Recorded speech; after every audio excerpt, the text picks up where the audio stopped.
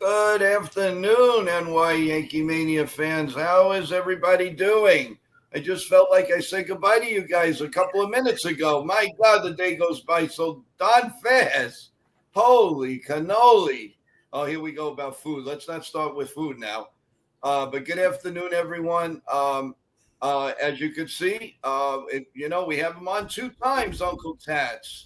He's here with us, and he's going to join in with the one and only Joba Chamberlain in a few minutes. And Unc, how are you? I'm doing good. It's been a long day, I'll tell you that. I, uh, I hope I haven't caused that problem for you. No, not at all. Believe me, I could talk Yankees all the time. Well, So, speaking of talking Yankees, I was on I subscribed to your show. I've been subscribed, and I really liked what I had. You three have a great concept, back and forth, and it's really awesome. And kudos to you. Take my hat off to you. You do a great job. yeah, the good thing about it is we very rarely will plan what we talk about. We kind of let the Yankees play on the field, Right. kind of write the script for us, so it makes it more of a natural conversation. Yeah, I felt the same way too. And when I first started a few months ago, a couple of the creators, like NFE and Jason, they said, Joe, it's pretty good that you could just ad lib it. He's they were telling me what they did was, they took a lot of notes, they did this, they did that. Me, like I said, because I've done a little bit of radio in my day, I just swing it, and I think that's really the best way. Because if you start, it's like taking a test. If you take a test and you're studying, then you forget everything. You look it over, you look it over, and you're ready to go. And that's how I feel, especially with interviews. Yeah. I just wing it. You steer yourself.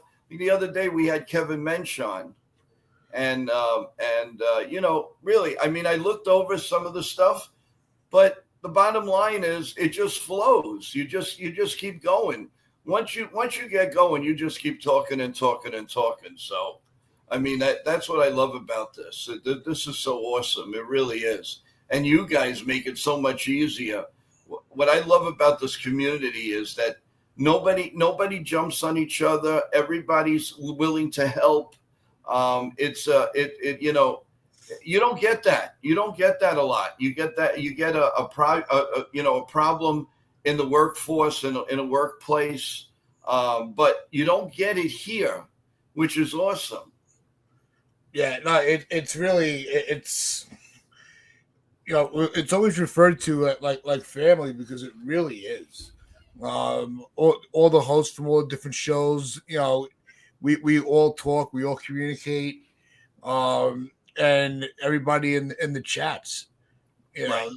that family, that they're the backbone to it all. Oh Uh, yeah, they them, definitely are. coming back on a daily basis, you see, it's the same people in everybody's streams, and they're the ones that really push to keep us going. Because if they're not there, then we're just talking to ourselves. Yeah. Well, I'd like to say a hello to a few people in the chat right now. Actually, more than a few people. Hey, Dev Finch, how you doing? Welcome. I hope you enjoyed my wrestling show yesterday. It was, as you know, it was our launch. We'll talk about that though soon. And thanks for always. Hey, Real Bill, how is your wife doing? Was the operation good? We said a lot of prayers for her. I hope she's doing well. Hey Kevin, how you doing? Welcome to the show. Thanks for coming aboard on the chat. I really appreciate it. So these are just a few in the email with microphones on at work. You got Joe and you got Bob and you have Paula's there, MJ's there. Oh my God, everybody is here. Now all we need is Jabba, Tats. That's all we need. We need time. We need Jabba here. But as we talked about, and remember, everybody, press the like button. Very, very important. I also subscribe if you haven't subscribed. Important to the content, please. And you'll get all notifications. Any Yankee trades during the day, we'll give you the lineups. We'll do all of that. And all you have to do is subscribe, and I really appreciate it. Uncle Tats, explain to everybody that's new. I see about 4 new people here about your channel. Yeah, so we have obviously a Yankee channel called the Pinstripe Chronicles. We do live shows Monday, Wednesday, and Friday at 10 a.m. Till 11, sometimes longer, depending on the discussion, like today. It was just hard to get us to shut up. But and then on Sundays we have a female hosted show with the Upper Deck that's that's also good. live, and that goes off at goes live at 11 a.m. Every Sunday. And so we have 4 scheduled shows every week, and then sometimes we'll pop in Mondays at midnight once in a while, depending on my schedule for work. It's called Pinstripes After Dark, which a lot of people enjoy. I know Jonathan in the chat, he's a big fan of it, and Dev are big supporters of it. And it's kind of baseball and just anything else that comes into the discussion. It's not necessarily all Yankee talk. Sometimes we'll talk about movies, music, just to kind of let things kind of scale back a little bit and breathe on its own. So it's a lot of fun. We enjoy doing it. We've been doing it for about 5 years now. Awesome. Well, you do a great job, and I feel honored that you decided to come on with us and help us out. Well, the star of the show is here. We're going to bring him up. Mr. Yankee, Mr. World Champion. Let's bring him on. Joba, how you doing? So happy to have you on our show. How are you? Appreciate it. Thanks for having me. Oh, my God. Are you kidding? You were my idol. Oh, My idol in 2009. Are you kidding? This is a thrill of a lifetime. And also, by the way, we have Uncle Tats with us. Go ahead. Say hello. How's it going, Job? A long time no talk. I know. How you been? I'm doing well. How about you? Another day in paradise with this bipolar weather we have here in Nebraska. So you don't know if it's going to be 90 degrees, 50 degrees, raining. You just kind of flip a coin right now. Yep. Yeah, same thing in New York. I mean, yeah, these days it's 68 degrees, but it's so humid. I mean, we don't need this yet. We really don't need this. But Joba, first of all, I want to say thank you for all that you did with the Yankees, for the fans. You were an inspiration as a relief pitcher, just being in New York. You gave us so many thrills, and I totally tip my hat off to you because we so look forward to seeing you pitch, and we thank you for that. Yeah, it was awesome. It was it definitely all happened fast, but yeah, it's one thing to be able to do something you love, no matter what that career is, but then to be a kid that just loved baseball. Obviously, I still love baseball. You're a kid. You're still young. Come on.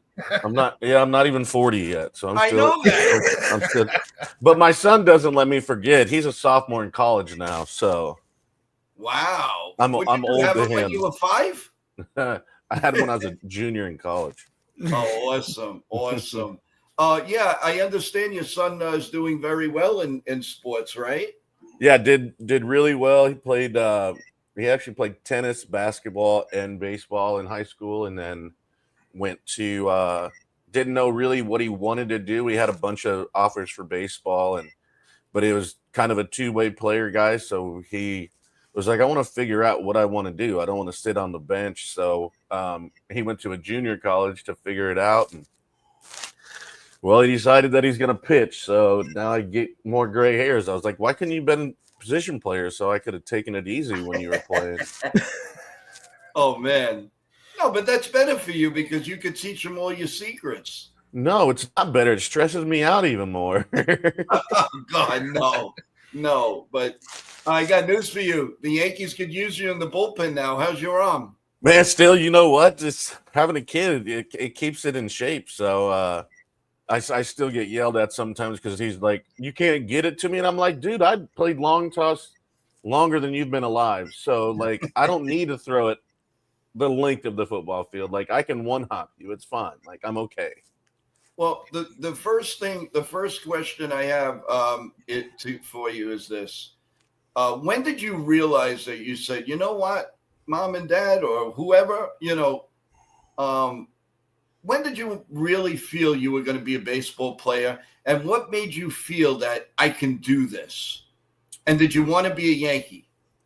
Um, it's really the only thing. I mean, my dad would literally put a baseball in my hand from the first time I could remember, and he Yes, taught God me. bless him, by the way. Thank you very much. He taught me to keep old school scorebook. Um, and he was a sports fan, but he loved baseball. And we had this one little couch, and my dad's a hoarder, and he loved garage sales. So anytime that he would go, and if he found a baseball glove or any baseball like bases, whatever, we had this little entryway Mm-hmm. in our first house when I was growing up, and the school across the street had just got rid of their baseball program. So my dad went and bought it all. Like, then he'd go and get 10,000 more things from garage sales because he loved garage sales.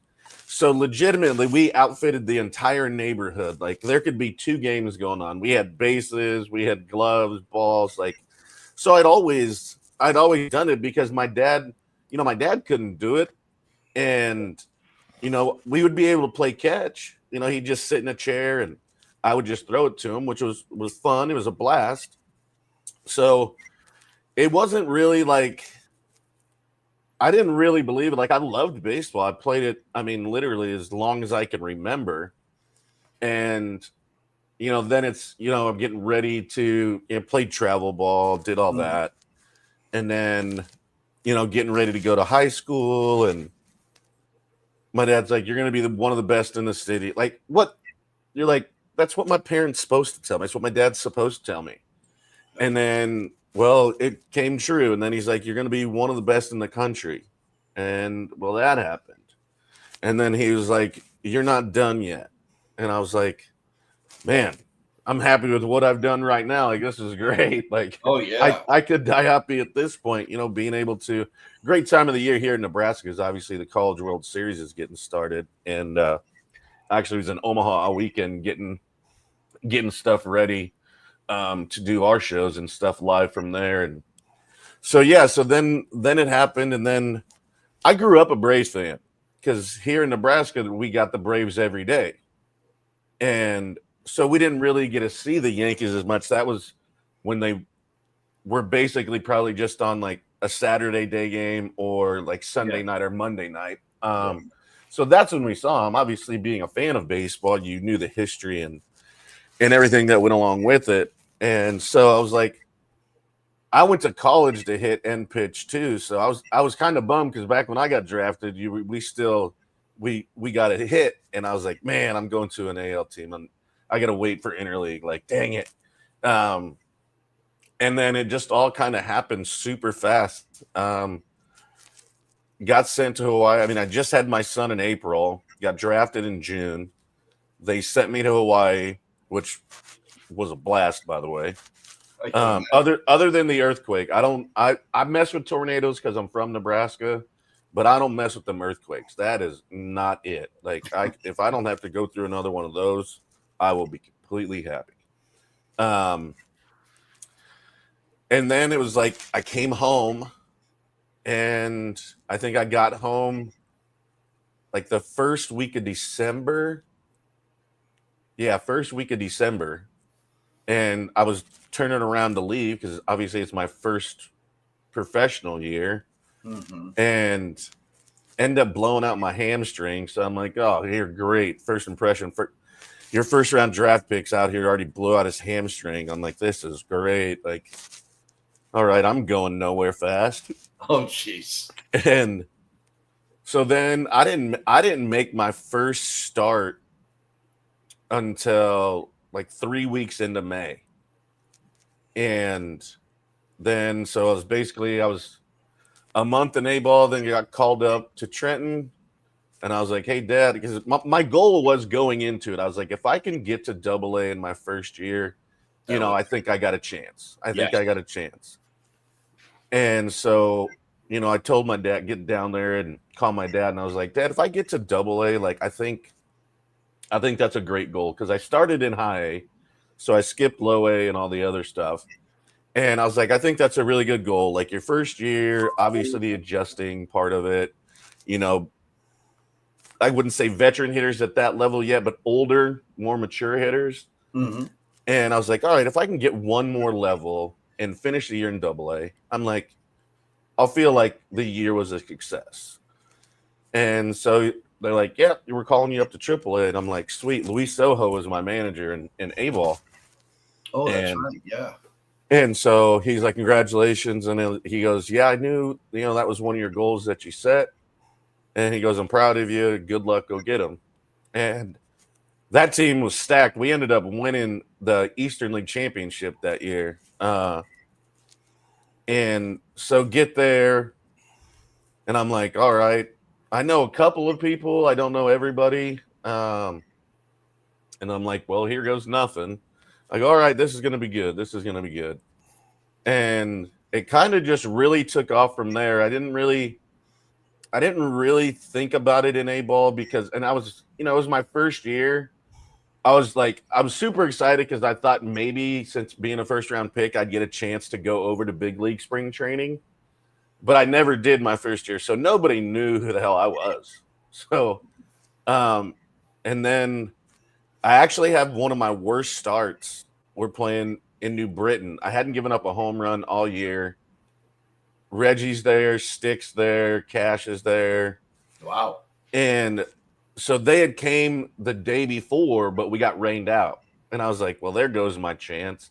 But I was like, oh, if they're coming here to watch me in double A, I'm like, yeah, that's cool. And so I proceed to have the worst outing of my short career. That's always the case, Joe. I gave up a homer on back-to-back pitches. Hadn't given up one all year. Back-to-back pitches to the first and the second hitter. I was like, well, this is great. So I think I got into like maybe the fifth. And I was so mad at myself. I literally just put my headphones, and there was a park by where the field was. And I ran I got out of the fifth, changed, put my shoes on, and I put my headphones on, and I took off, and I got done, and there was like 2 outs in the 9th inning. And I was like, I just ruined it. I'm like, yeah, at least got to double A. So I was like, all right. But it was like in front of all these guys, you're like, man, all right, well, they think I suck. I don't think so. So I'm literally like, I get to the field, or we get back, and all of a sudden, like, they call me in the office, and I'm like, oh, I'm getting sent down. Or, you think the worst, like, you don't know what to expect because I'm all new to this, and it's so new to me. So I'm like, is that a good thing, bad thing? And I'm like, you always think getting called into the principal's office is never a good thing. Never right. And so Tony Franklin was my manager in double A, and he calls up and he's like, hey, congratulations. And I was like, what? He goes, yeah, you're going to triple A. And I'm like, I just had the worst outing of my career. Is this how the Yankees operate?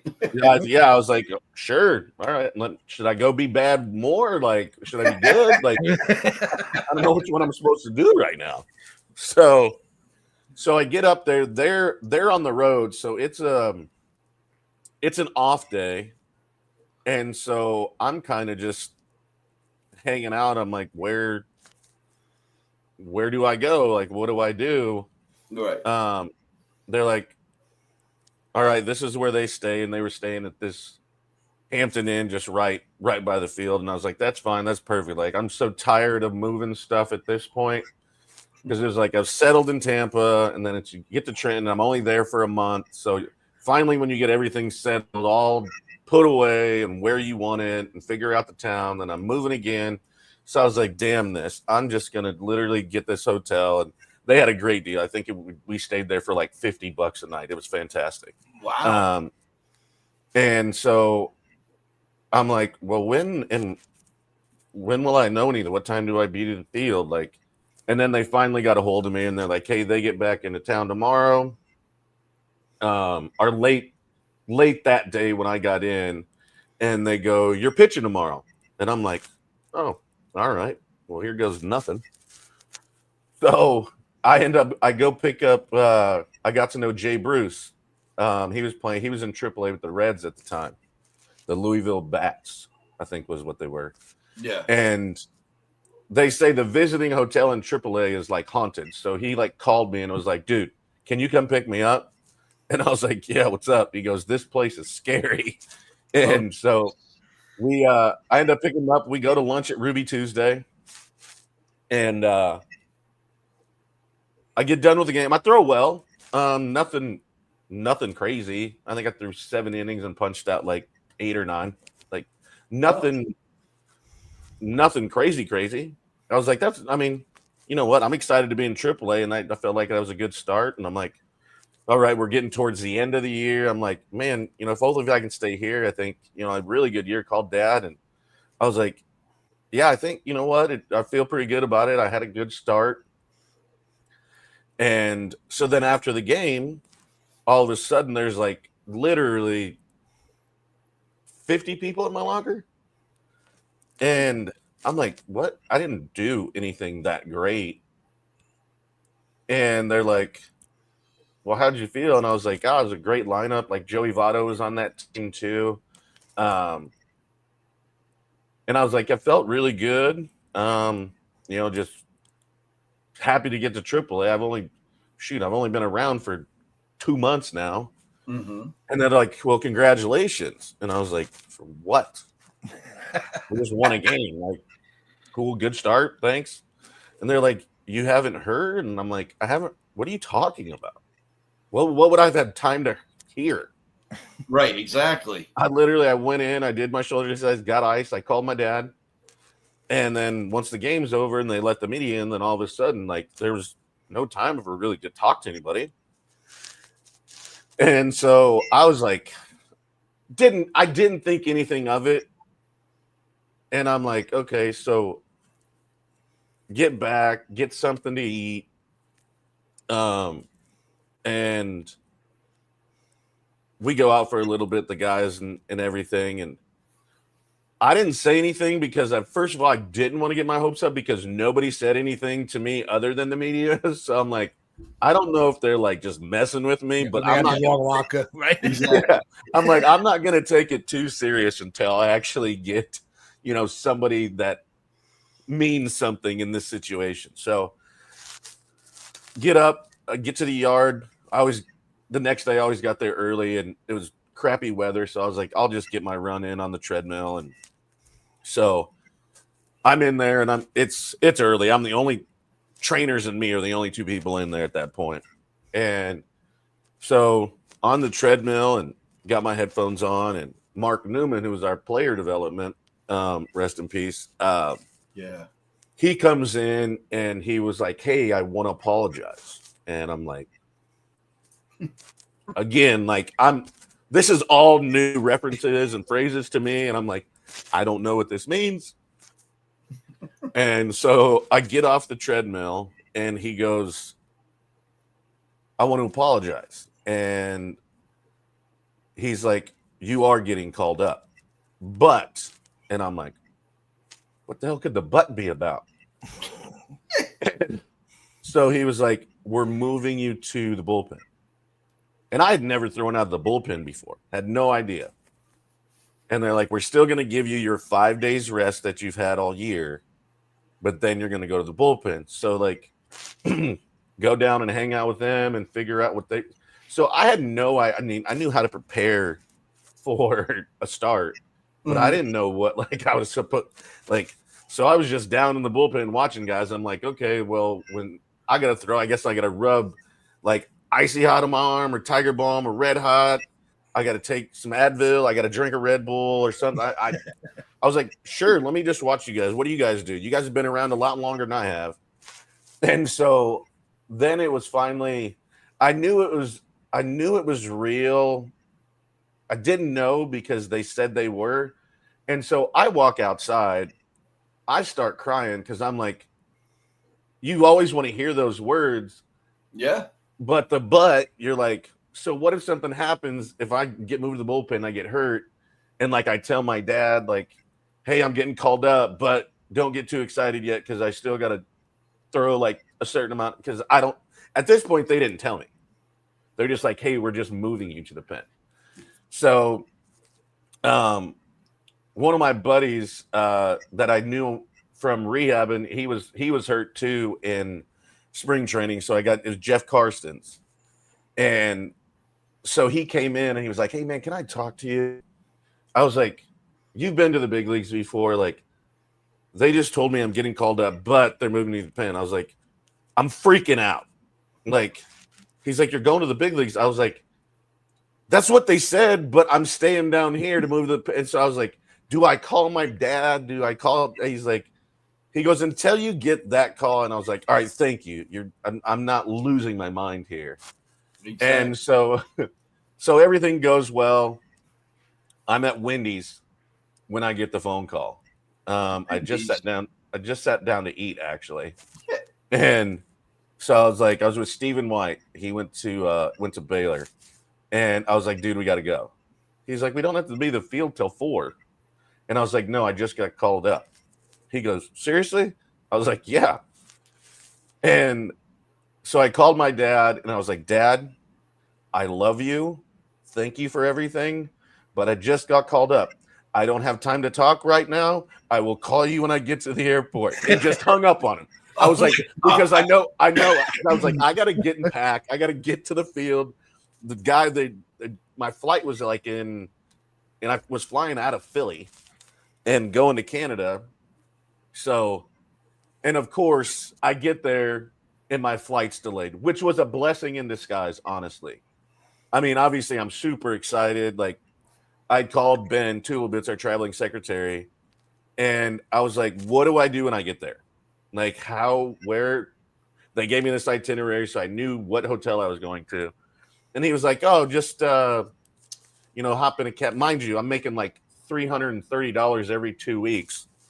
And I'm like, just pay for it? And he's like, yeah, we'll reimburse you. And I'm like, damn, let me check my account, make sure there's money in this bad boy. You could have called me. Don't worry about it.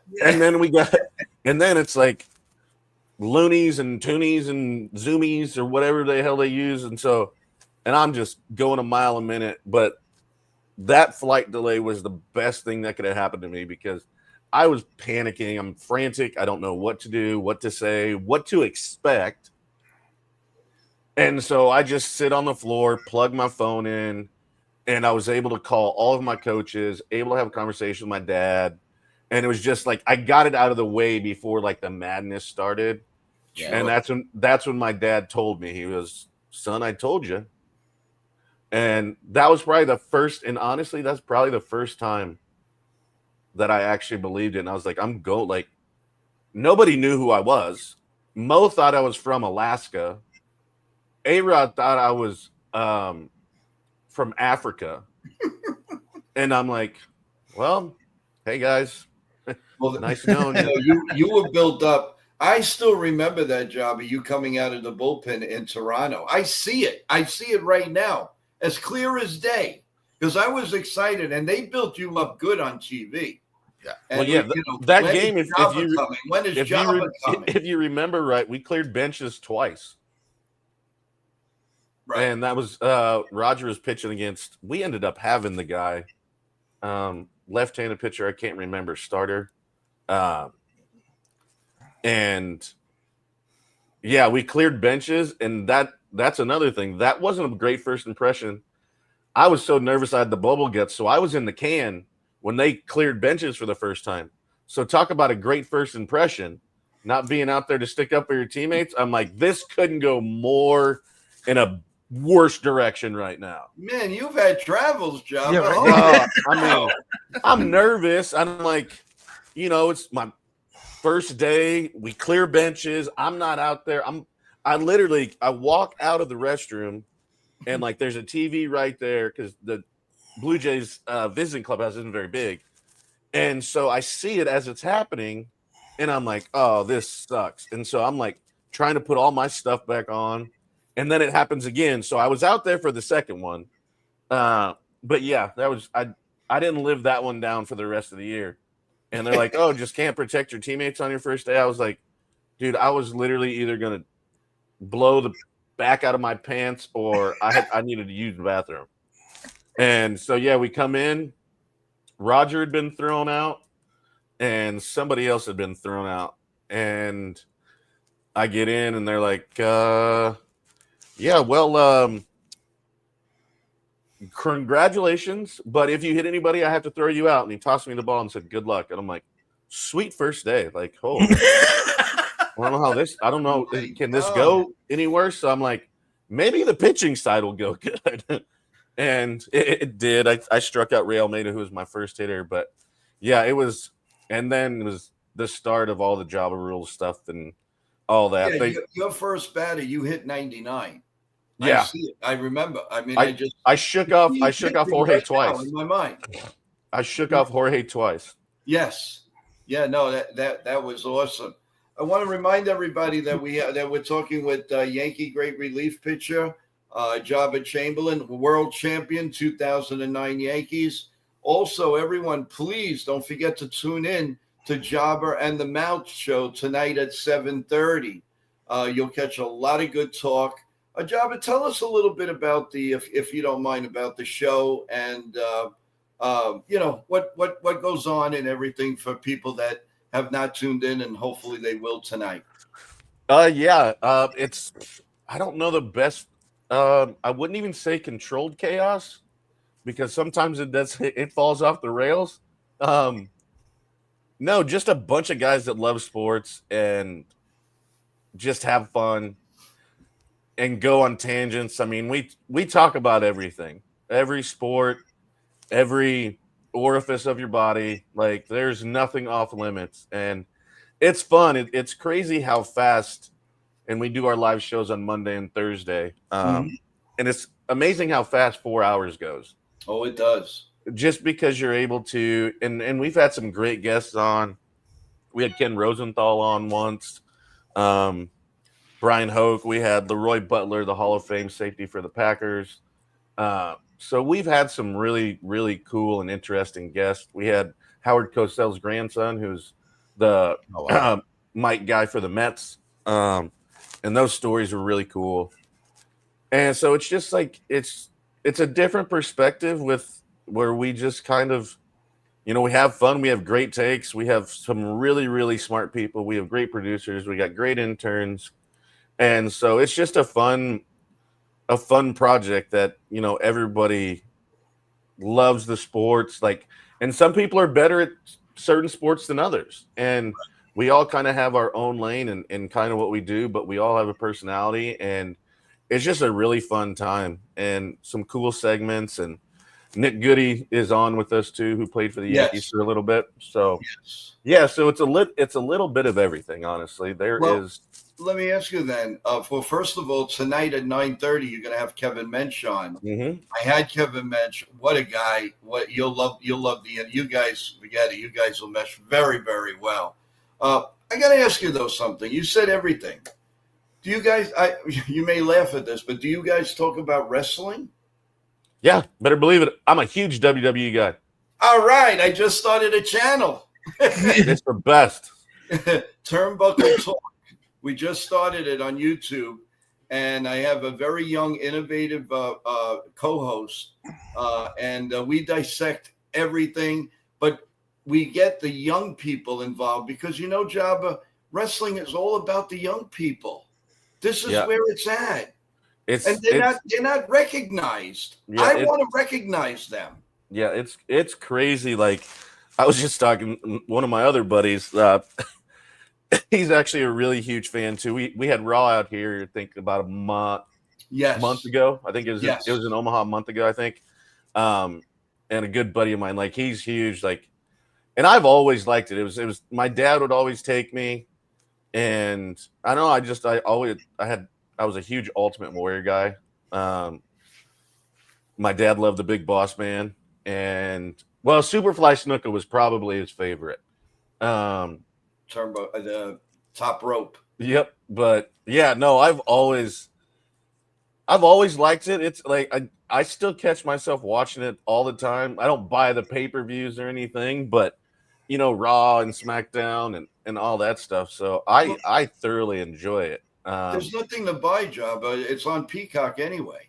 Yeah, So true. if you go to Well, Peacock, you got to buy another streaming service it's like you. $4.99 you just pay $4.99. You watch everything you want on Peacock. I've got 19 other streaming services already. No, I believe me, I understand. But I did a show way back. I don't know. You might have heard of the name. To me, the greatest wrestling champion of all time. I did a radio show with Bruno Sammartino, Mm-hmm. and the stories that he told us were just unbelievable. All the marks on his face. He could have gotten that all fixed. He said, "No, Joe." I said, "Well, why?" He said, "Because this is what I did for a living. I'm proud of what I did. And that's it. My face is the way, like the cauliflower ears, the broken nose, but he was very proud of what he did. In those days, it was amazing. Now, it's more of entertainment and all of that, but it's a It's big still show. It's great. their schedules are crazy. I've gotten to know. I got really close with a lot of them. Like one of my dearest friends, and he passed away too early. Bray Wyatt Wyndham. Oh, Um, and just his whole family and history, and his dad and brother and all that, and it's crazy, like their schedule, like they never get more than 3 days off, like during a year. That's crazy to me. And it's funny too, because he was with Adam Braun Strowman, and we were here, my son was with, and they're in like this little like Kia Rio, and you've got one 6'7", 350-pound dude, another 6'4", 330-pound dude. And you should have seen them get in this car. It was hilarious. I'm oh, like, trust me. We've taken Ivan Putski. We used to take Ivan Putski to the TV tapings. So believe me, and he was a panic. You get Ivan Putski and the Iron Sheik together. oh, Oh my God, forget it. Forget it. The stories and Andre the Giant. I mean, he was I don't I mean his hand was bigger than all three of us. yeah, literally like the picture of him like holding the beer can looks like a thimble. How about the 8 girls he had in his arms? Oh, yeah. Yeah, in that picture. Tats, you have a question? You have questions? Go right ahead. Yeah, I'm sure. sorry. I didn't mean to hog up. Yeah, my question really is more with today's game. The rule changes that the Yankees have implemented with the facial hair and the beards. What would it be? What would it have, the response have been when you played if they would have made that change then? And do you think it was something that they should have changed to begin with? Um, I can see both sides of it. I've kind of, as it's happened and seen it. It still catches It's me off weird to guard see. sometimes. For me, it's Yeah, just weird it to look is. at. It is for me too. Like it just like I know obviously they can do it, but then it's like I'll turn the game on. I was like, oh yeah, they can have that now. It still catches me off guard at times. I think. I mean, obviously there's it's a job, right? And it held up for so many years. Do I think there's change that evolves in sports and business and in anything we do? Yeah, we've obviously this right here. We weren't doing this 20 years ago. Yeah. And the way sports is relayed now is completely different than what it used to be. With that being said, I also was a guy that like if I didn't feel like shaving, I didn't want to shave. And it's like when you're told to do something, you want to rebel. That's you. I mean, and 95% of the guys I played with all had beards in the off season, Yes. or would try and push it during the season as far as we could. And you could get away with with a little scruff if you were pitching well. They usually let Clemens you. got away with it. Yeah, and so I understand the tradition and the what was upheld from George's era and what he did, and I just think nowadays, I mean, it's a little bit, it's a different time. Mm-hmm. Back then, it's still like my dad. Never saw my dad not in slacks and a button up or a sweatshirt or like a nice vest. Like that was just that era, and that's kind of I think what the professionalism. You look at the game of baseball; they used to wear suits and ties to games, and so I just think as time changes with the game, I think things evolve. I don't I don't care either way as long as it's like I get they said what is it neat and kept up or neat and well groomed I think Yeah. is what it was. And yeah, I'm fine with that. Like, and if you don't want to have a beard, then you don't have to have a beard. Some people can't grow them Judge just anyway. continued to shave. Yeah, Yeah, I mean, but you see him in the off season sometimes he's got facial hair. Do But you I think feel I think it's different for him though because being the captain, I think there's like not that he's held to a different standard, which he kind of is unwrittenly, but I wouldn't. I had this argument with somebody who's like, I bet he does it because he does it in the offseason. I was like, he's one that I would probably say that he's not going to, and I didn't figure he would. Yeah, I felt I'm more relieved for guys like Wells who have to shave. You know, I think they said he has to shave like twice a day to stay within the, to have that clean look. He's shaving right before he goes onto the field. So it at least gives him a little more time to prepare for the game and not worry about how much stubble he has. Yeah, and that was the one thing. Like I said, it's if you see it and you're like, damn, this is close, and it's like you're trying to get through your day. And then you're like, oh, well, shit, I guess I got to go shave real quick. Or because I never shaved at home. I always did it at the field. It was either because we had a barber come in to do it for me or I would just have everything there. So, yeah, that's for that. I mean, Rob Thompson shaved twice a day. Who else did? There was somebody else that did too. And now it's just like, okay, I can get away with this, and if I'm not a big facial hair guy, anyways, it's like, hey, I can shave tomorrow, not feel like it's like, okay, I'm gonna get in trouble. I got kicked out of the dugout once. They looked down and they're like, hey, his facial hair is too long. Kick him out. I was rehabbing my elbow, so I was just checking in, anyways, and so I was like, I'm just going home. Not like I'm playing. Yeah, that's true. Yeah, but we have a couple of questions for you. Do you mind answering? What do you got? Okay. Merck So Saucy is a big contributor to the show. He has a question. Jabba, who's your favorite player on the current Yankee roster? Ooh. Favorite player. Yeah, of course, we all do. I'm not gonna go with the typical what everybody's gonna think I'm gonna say. Love Judge, loves everything that he does, but I'm probably I'm a huge Rodon fan. But as far as like my favorite, because favorite, like I can be a fan, but like my favorite, I'm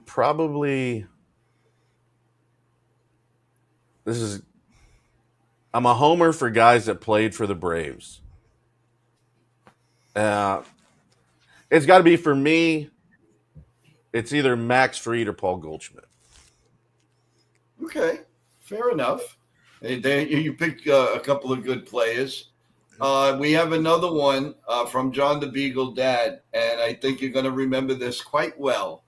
Let me guess, the Bugs? Yes. It's only a matter of time. I wanted to every show you do, it comes up. I know. I was like, it took us this long to get there. We've had a discussion on the show that we feel a lot of people felt that you guys should have been off the field and not go back. Too bad it wasn't fair to you. You had them all over the place, in your nose, in your mouth, in the back, and the head. You had it everywhere.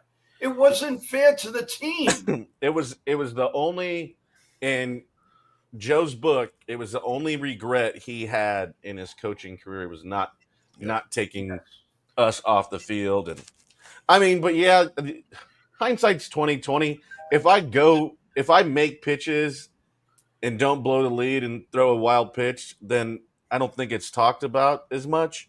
And so that was the frustrating part. Like I didn't do my job. Like like when I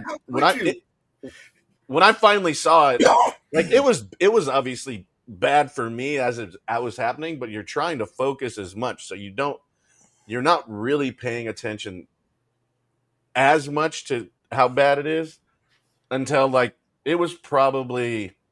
I don't think I saw it like replayed.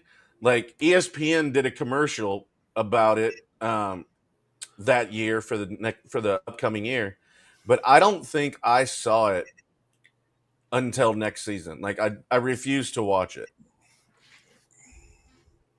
Yeah, it was. So anybody that ever comes encounter with midgets, it's dryer sheets or vinegar. Bug spray does not work. It makes it worse. I'm screaming at the TV. Get him off the field. Get him off. And then, like, and I'm like, my family goes, Joe, they can't hear you.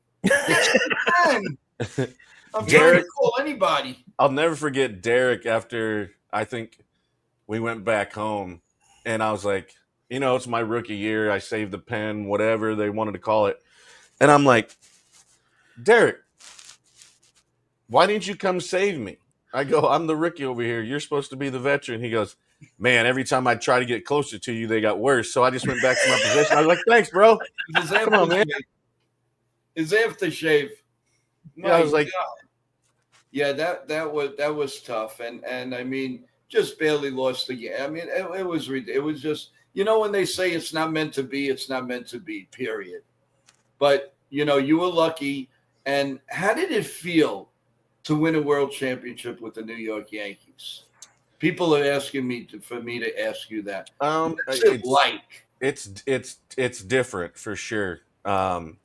Winning with New York is just different. And I was fortunate enough to play with some really good organizations, with history and that. But just winning with New York and being a part, and no matter what, they can't take anything away from us. Like we just built a new stadium, and in the first year we won. So there's lore that adds to it, and in that capacity.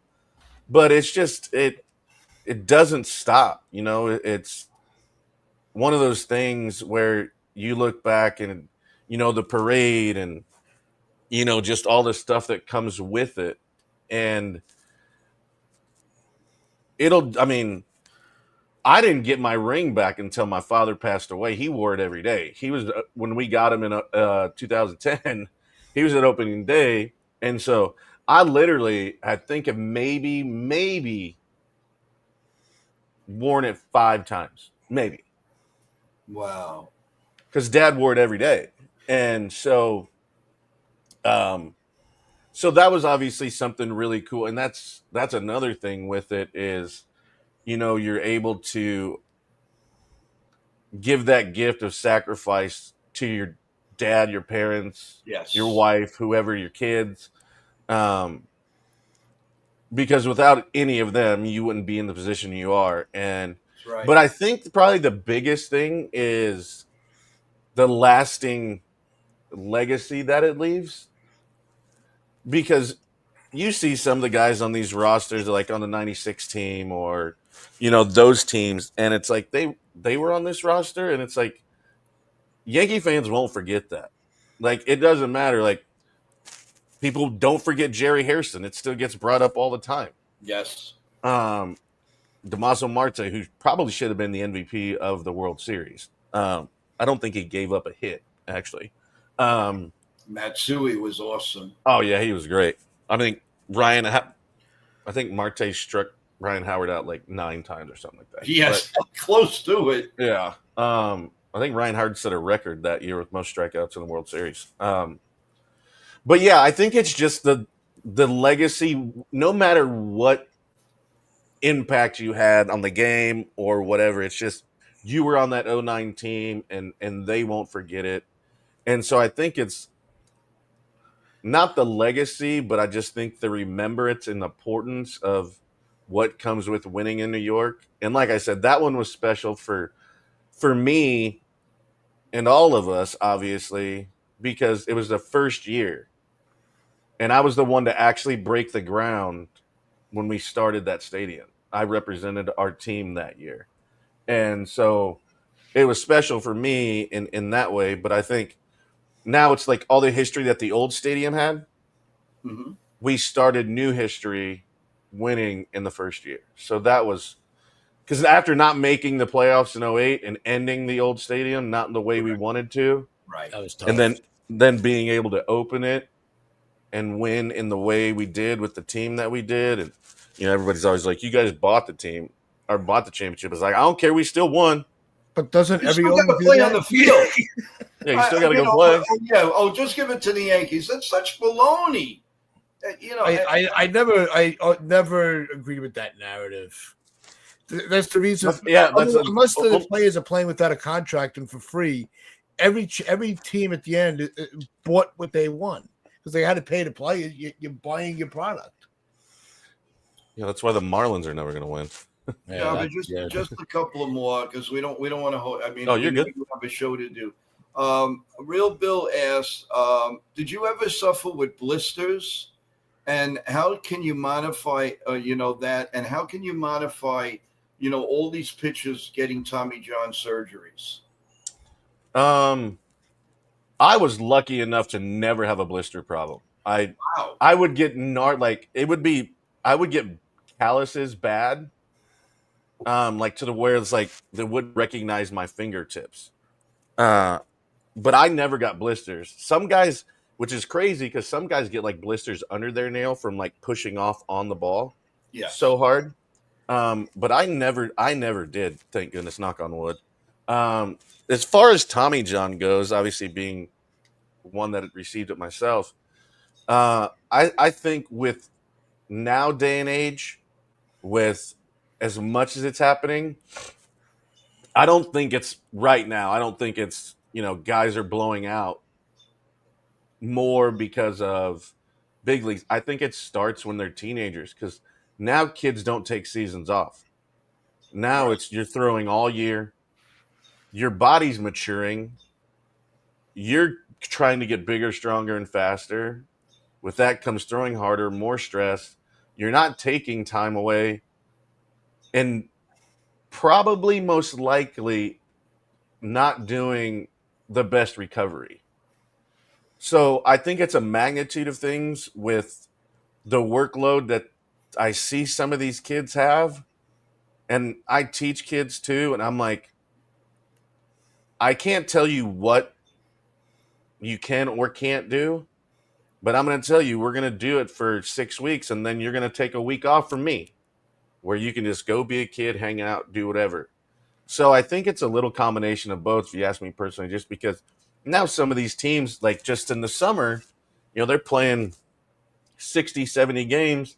Now kids are going to Florida and California and still playing, like not taking a break at all, where your body needs time to heal. And sometimes I tell my son too, and I'm like, sometimes less is more. Like we would get guys into like September, and you get September call-ups, so they're excited and it's just a disaster.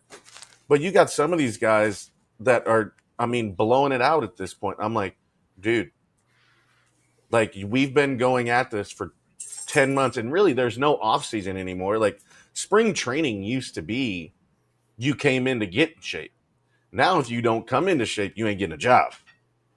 So there's really, you take a couple weeks maybe, but then it's, you're going, and sometimes it is better for you to be like, all right, I'm not coming in till late.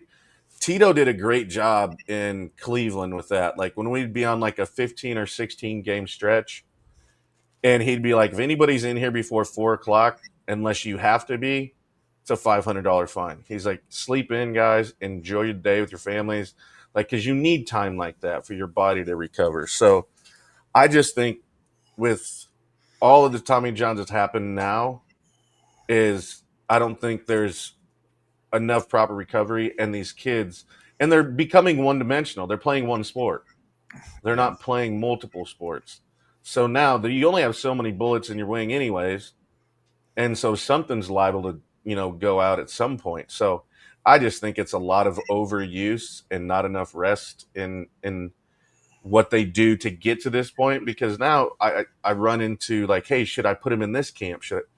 Well, I didn't do any of that. Obviously, times are different, and I'm like, it's your choice. But I go, if your kid is good enough, he will be found. Mm-hmm. I go, is it if there's one like in your area where you're not like flying to Florida, like for us, be like flying to Florida. Like if there's one in Omaha that's 45 minutes away, or if there's one in Kansas City, it's little over 2 hours. Like those ones, I don't disagree with. But like when you're doing them every weekend and then taking your kid out of school and flying to do these camps because like, well, if he's not at these camps, they're not going to see him. I'm like, if he's good enough, they will see you. They'll I find promise you that. I promise you. So it's like one of my cousins, he did that summer circuit instead of just playing like regular Legion ball. Mm-hmm. And he spent over 25 grand. Wow. And he's like, there were like 2 weeks at a time where I wouldn't even be home. And I'm like, yeah, that's not it. I could do with that a lot more than sit in the stands and watch baseball. Not that I don't love doing that, but I can sit on the couch with that money in my pocket and watch all the games too. As far as the people in the chat, job, they're coming in like crazy, but just two more that'll be very easy. John Ferrazzo asks, did you like being a reliever or a starter? And right after that, Dev Finch is asking, please ask Jabba who his favorite WWE star is. I'm gonna go. It's tough to answer that question just because I didn't get a full like. I loved pitching in general. I was in the big leagues, so you could have told me I had to clean the toilets. But if I'm in the big leagues, I wouldn't have cared. So no, you were better than that, my friend. Yeah, if that's what they wanted me to do, I'd have done it. If they're like, yeah, you're in the big leagues and you get to do all this cool stuff, I'm like, I'm in. I got you guys. I think it was. I wish I had a more consistent opportunity to start instead of the back and forth, innings limits, blah blah blah. And I loved pitching. It ended up becoming a reliever just the way my career went. I wish I would have just had, like, if they were going to keep me there, then keep me there. Don't bounce me back and forth for 4 years and try and figure it out. Like, okay, if I'm a starter, I'm a starter. And just let me start every 5 days. Obviously, you're going to get an extra day every once in a while throughout the year. I mean, they let Phil Hughes start every game, no rules, and he had a 5 ERA. Yeah, I never had out of the bullpen. I never had a 5. No, I know. And if it were up to me, you pitch every day until your arm fell off.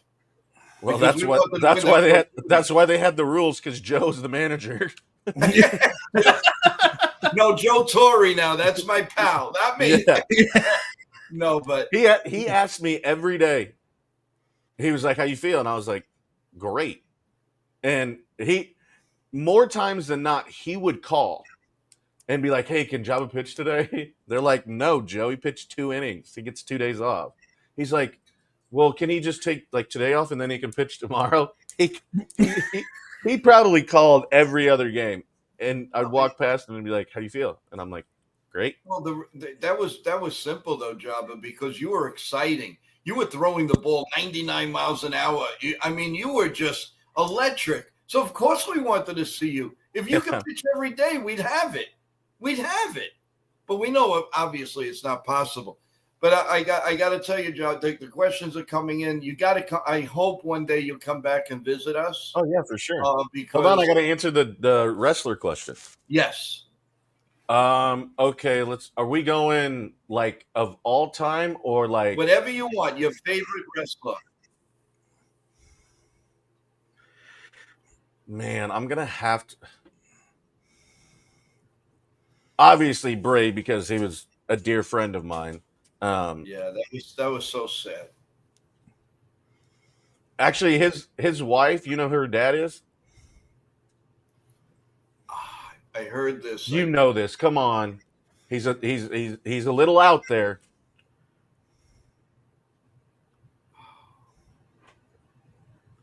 He No, I don't want to guess and it's wrong, but I want to say a yes, but no, I'm skeptical. No, go ahead.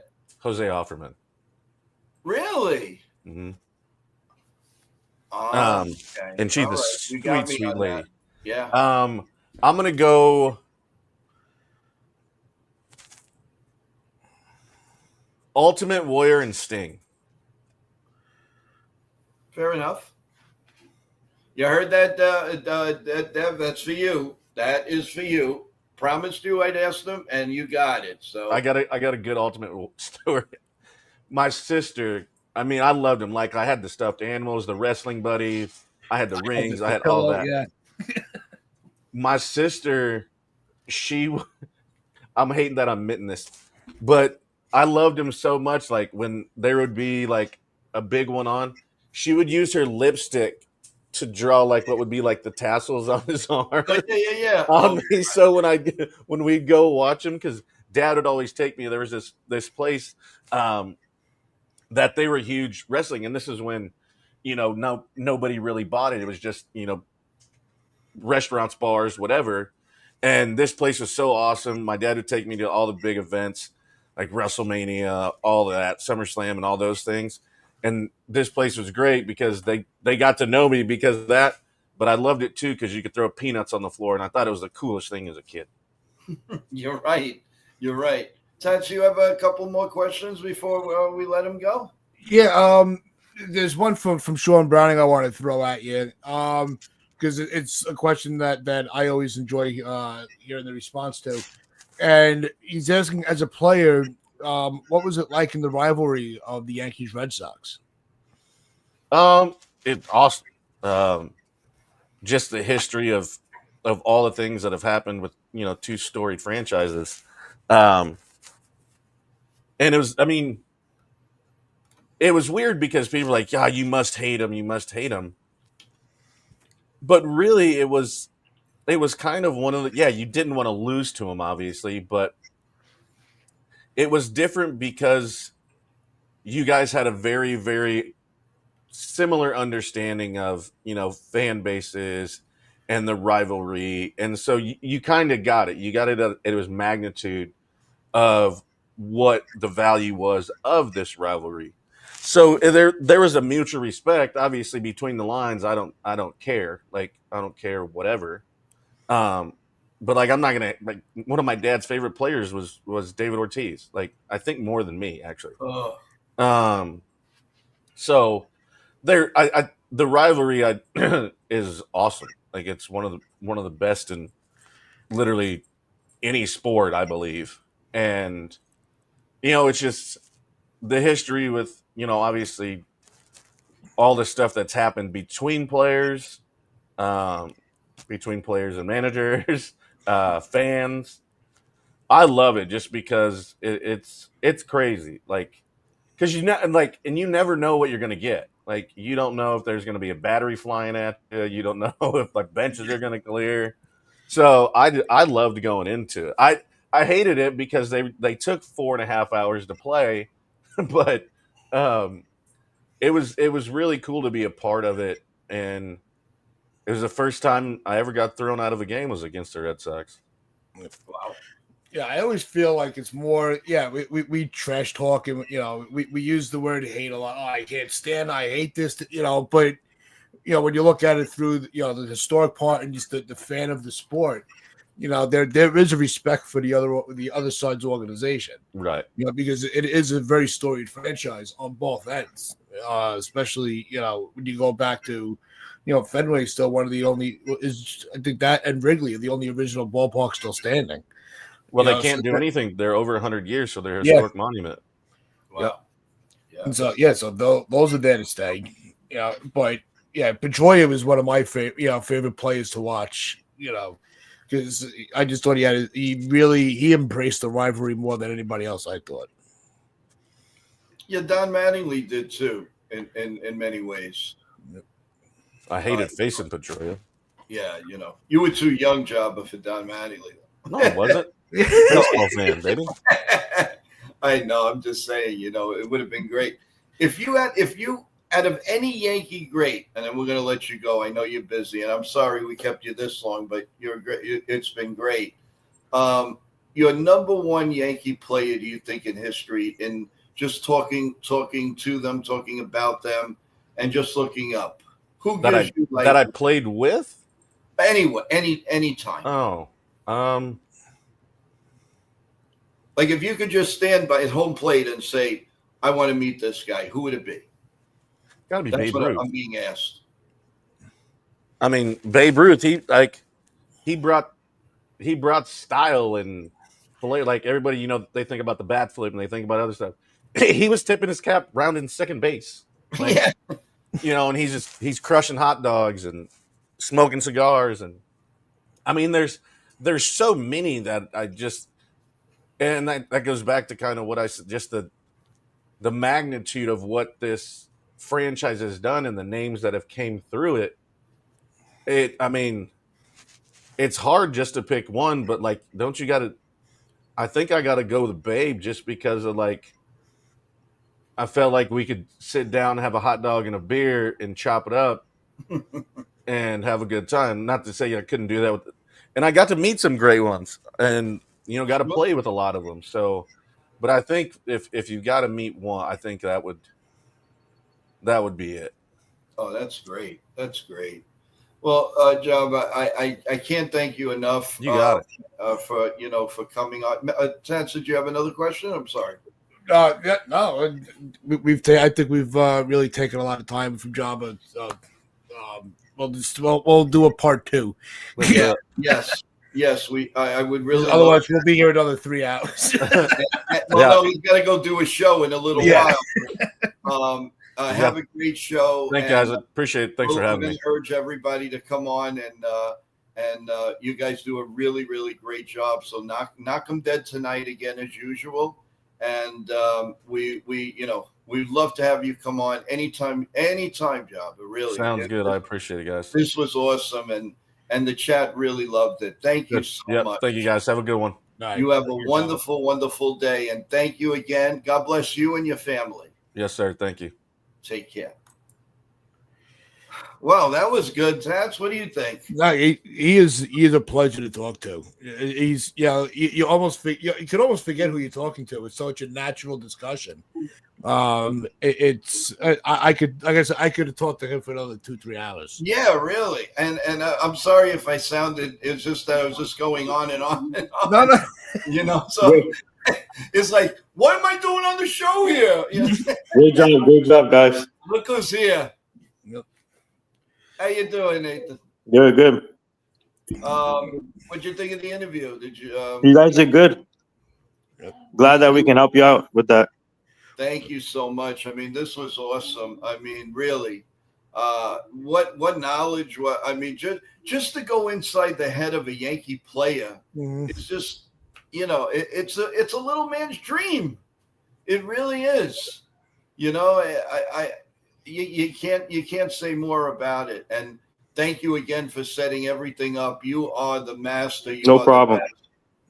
And Tats, listening to your program this morning, it was, oh my God, the perspective out of you three are incredible.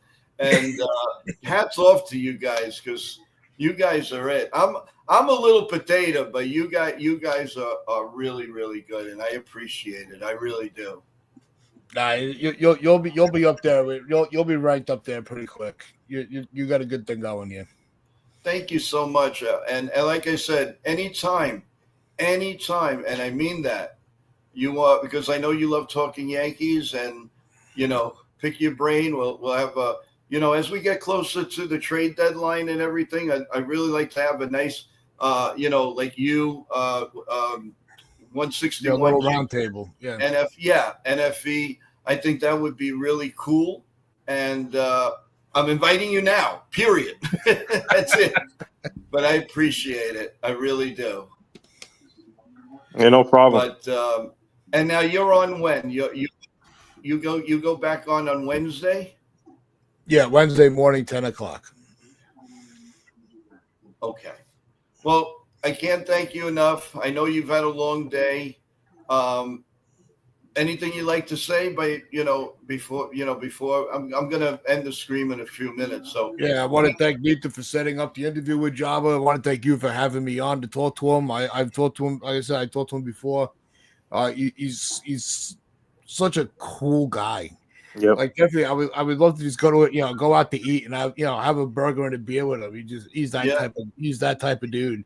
And so and we all got to do that one day. We meet up at whatever Yankee Stadium and I think it'll be a blast. I really do. We'd have a lot of fun. I'm out of Staten Island. I used to live in Brooklyn, but now I'm in Staten Island. okay. So I went from Brooklyn to Long Island. You went to one island, I went to the other. Oh, yeah. What part of Brooklyn did you live, if you don't mind me asking? Marine Park. Oh, I was in Bensonhurst. Okay. Yeah, we sold 2015. Had a nice opportunity to come to Staten Island, and I took it. We took it, and it's been great. I love it out here, and never need for food. That's for sure. Although I love to cook. That's another show. We'll talk about food together. Eggplant palm and chicken for Volpe, and another show for Volpe, because I've got stories about Volpe. I don't know if you know it. Just quickly, when Volpe was a little tat, 4, 5, 6 years old, I played ball with him in the park because I was a night concierge in the building that they were in. So on Saturday mornings, right after they would come down and say, "Hey, Joe, if you're not tired, you want to come and throw the ball?" I said, "Sure." When I saw this little kid, the instincts, the arms, I turned to his dad, Michael, and I said, "Mike, you let this guy play, he's going to take over for Derek Jeter." And he says, "Yeah, okay." Well, when they signed him, he was shocked. It was like he was some ball player coming up. That's why I get on him because I want him to do really well, and I believe that he, right now he should be batting in the bottom of the lineup because that's where he's best, and you're going to get the best Anthony Volpe down there, not batting fifth, batting seventh, eighth, or ninth, and you're going to get the best out of this guy. And people are starting to go my way that way. How do you feel about it? I think Volpe's going to be just fine. He's still young. I mean, I think that there's just too much pressure on him. Yeah, and he's got to get to that maturity level as a player where he's able to phase it out. Yes. No, I agree. I think we're going to have a better series in Kansas City. And I do think that some roster moves are coming. I just feel it.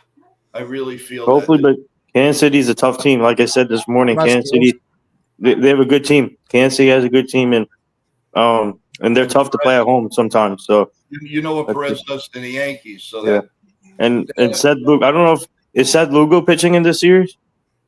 I think he is. Okay. I think he gives us tough times also, Seth Lugo. Yeah, no, not tomorrow. I think he's Wednesday. Oh no, that means we're on Amazon Prime. You can watch it. I mean, do they ever win on Amazon Prime? One time. I don't think so. No, they won one time. It's the second game was when they're on Prime, they just forget how to play the game. Yeah, Lugo's pitching the third game. The third game, okay. But yeah, so. Salvatore Perez has a few hits in that bat against.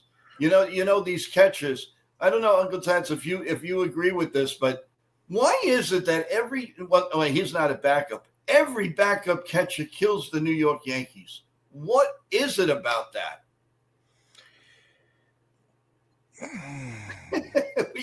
There's no answer. Some mysteries are mysteries for a reason. Yeah, really.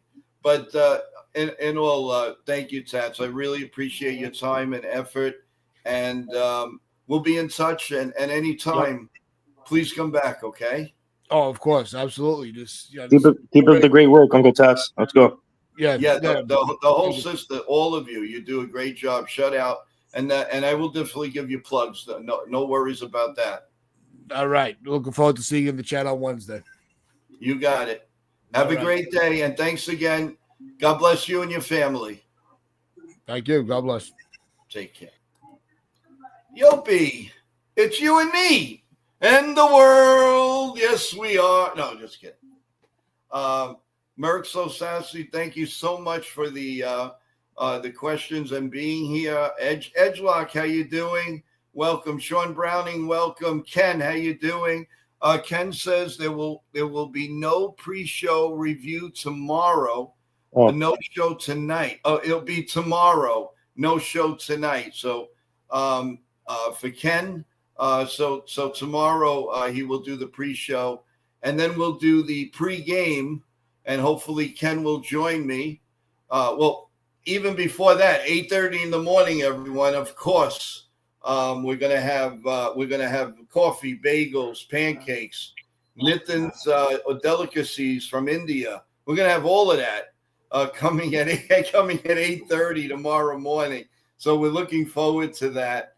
Although the poor guy, he's in Florida right now. So, but don't forget the like button, everyone. If you haven't subscribed, please subscribe to the channel. We really appreciate it. And then go Joba tonight at 7:30. Yep. Go give him a lot of love too. He was nice enough to come and keep us company for over an hour. He's probably going to kill me, but that's besides the point. And of course Uncle Tats. I just met him and he's been super. And the list just goes on and on with everyone, and they're all super people, and I can't thank each and every one of them. For kudos to all. Jonathan, thank you for being on the stream, and the list goes on. John Ferrazzo, thank you for the questions. John the Beagle, Real Bill, Stephen B, just to name a few. Jason Castillo, how you doing? If you don't stop with that Dino Bravo, I'm gonna punch you in the mouth. I'm sick of Dino Bravo already. Enough. And I still love you, though. Wait until you get your show tonight. So I'm just going down the list. Everyone, thank you. I really, really appreciate you, all of you coming on today. But we're gonna wrap it up soon. But Nippin, if you got a few things you want to say, I mean, this was great, and I can't thank you enough. Yeah, no problem. And please subscribe to my channel and subscribe to our Job of the Mouth channel, and tune in tonight at 7:30. Yes, and Job is on from the start to the finish, correct? Yes, that's what I see. Yeah, okay. Yeah. And Kevin Mensch is going to come on at what time? Do you know? 9:45. Awesome. We'll definitely be there. All right, thanks. Everybody, 9:40. Well, go at 7:30, but 9:45. Kevin Mensch. If you guys saw his interview with me, he's a great interview, and he's got a lot of great funny stories. So that is something for you to all watch and care for. And don't forget, Monday Night Raw tonight, Netflix, 8:00. A lot of surprises are coming. You got to be in there. You don't know what they're going to do next. So it's going to be a lot of fun. Couple of things. Don't forget to go to Turnbuckle Talk on YouTube, on my new channel. That I have a co-host, TJ, and he does a great job analyzing and putting a lot of things together. And I really appreciate TJ and what he's done. Thank you for starting to look at the views. We started the channel yesterday. We had a nice arraignment of people watching. We will be live this week, so look for that. Probably right after SmackDown on Friday. We're going to dissect SmackDown and Raw, and so it's going to be once a week, but shorts all week long. Shorts all week long, and then when there's pay-per-views, we'll be on live twice a week. But you'll get all notifications and also, and our channel here keeps growing and growing and growing. Without you, there is no channel. So I want to thank you. And I'm Nipton came back. Yes. Go ahead. All right. Great job, Joe. Awesome episode. Thank you guys for having Java. Glad that we can help you guys out here, and we're working on more guests for you. So stay tuned. Thank you so much, and you have a great evening. Enjoy. How long more in Florida are you? Another few days, another week. Till Sunday. God bless you, man. And I got to wait all that time for the Indian delicacies, right? You're gonna make my tongue hang. My tongue hang. I have the coffee. I'm waiting for the dessert. What is it with you? All right. I have my big ziti for you. All right. See you. All right. You have a great day. Thank you so much. Let's go Yankees. Let's go Yankees. Well, folks, we're gonna wrap this up. I'm so happy you guys joined us for the special edition of NY Yankee Mania. We had a great time. There'll be more of these to come. And man, oh man, if Dino Bravo was alive, I'd have him on here just for Jason, so he can challenge you to a steel cage match at Madison Square Garden. How about that one? And Dev Finch, he will be calling the play-by-play. Just to get you, Jason. We're going to get you tonight. I'll tell you that. But no, again, listen, if we can't fool around, then, life is a bowl of cherries, guys. And you got to fight, and you got to fight. So that's the wrap up for today. We had the morning show. We just got finished with a great interview with Joba Chamberlain, and a lot more to come, guys. But I need for you to do me one favor, and that press the like. Anybody in the stream that hasn't subscribed, please subscribe as we go forward and forward and forward. And I can't stress enough. Thank you. Let's go Yankees. And I'm going to leave you with, of course, God bless each and every one of you in the chat, contenters, everyone, your families, and most importantly, God bless America. Good night, everyone. Have a great day. Let's go, Yankees. Stay healthy.